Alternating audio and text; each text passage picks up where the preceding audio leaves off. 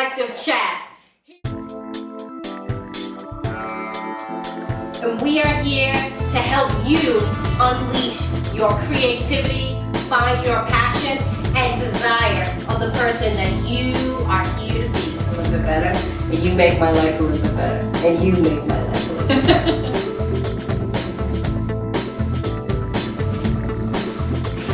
Be yourself. Be yourself, Lee.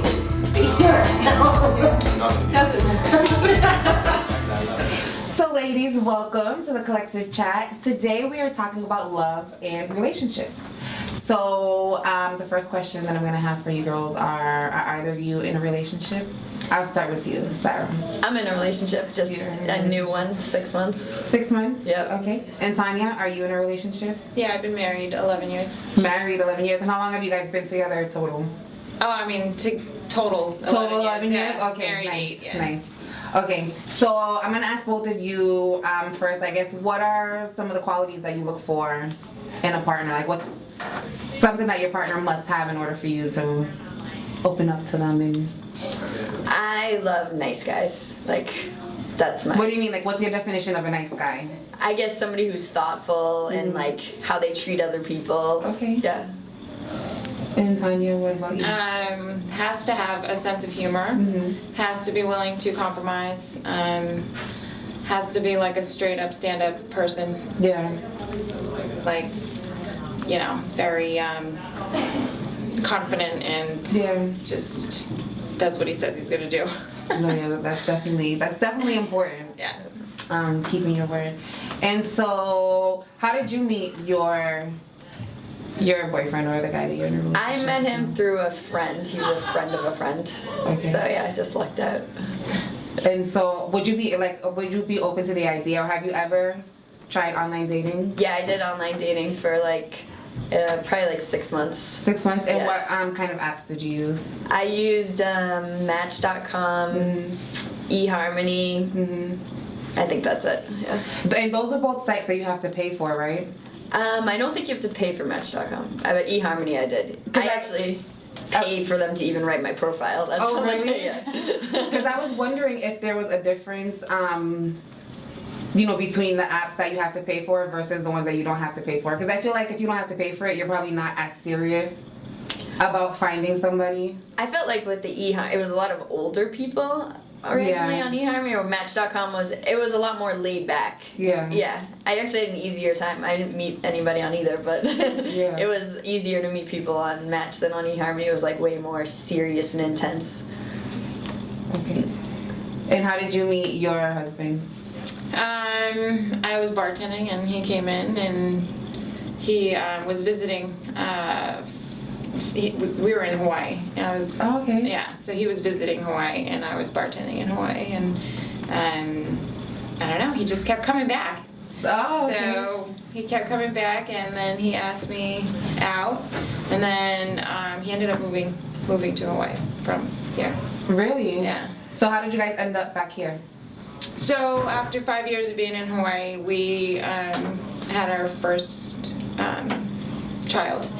Oh, and we needed a little support, family support, and also financial support. So he knew that there was work here and family here and everything like that. So we came back here.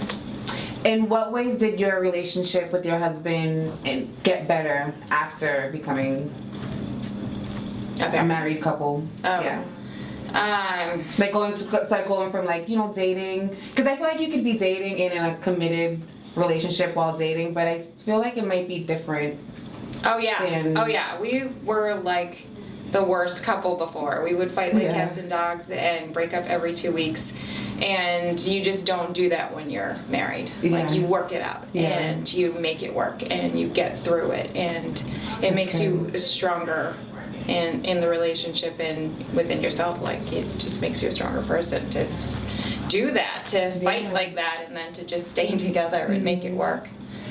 Yeah, that's a nice positive change to look forward to. And how about with your boyfriend? What are some ways that you guys get past whatever struggles or complications you're facing in your relationship? There's a lot of text messaging. Well, it's only been 6 months, so we haven't really fought that much. But yeah. How do you feel about communicating through text message versus communicating like in person or over the phone? Do you feel like there's a difference in the way that a message is?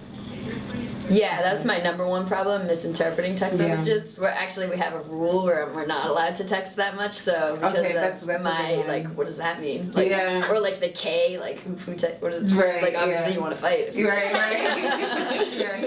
Yeah.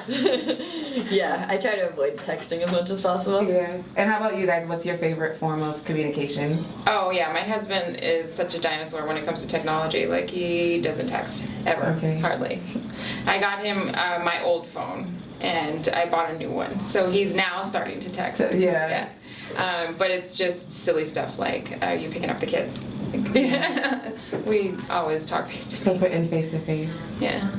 That's the best form of communication. Yeah, although he's awful at communicating, but that's okay.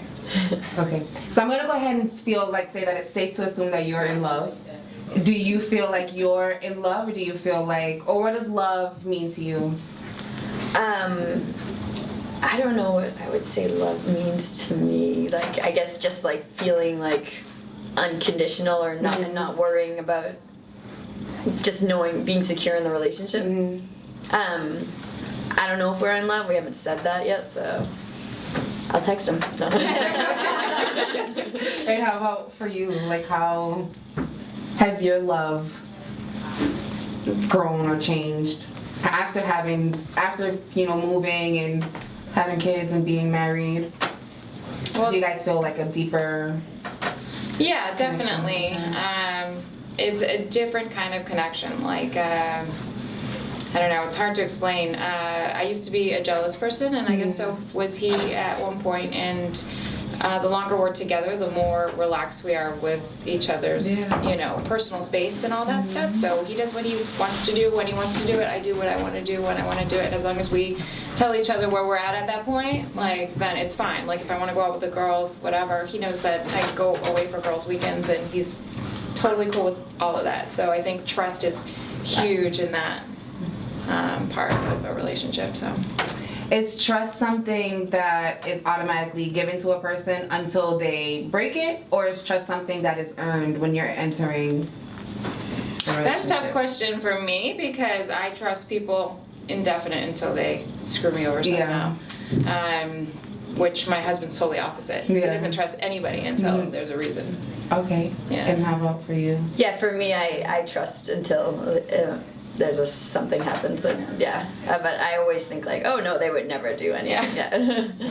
And do you look forward to marriage, or do you have any children yourself? No, I don't have any kids. Do you look forward to marriage and a family in the future, or is that? I think so, yeah. I'm not in any rush still, but I think that would be like the end goal. And Tanya, you have 2 children. Yep. Are you looking forward to having any more? Are those in the plans? I wanted 4 originally, and I stopped at 2 because they're a lot to handle. Yeah, I can imagine. Yeah. And how did the move happen before or after? So I had my son in Hawaii, and then we moved here when he was 10 months old. Oh, okay, so my daughter was born here. Don't really remember the transition. No, not at all. Okay. Yep.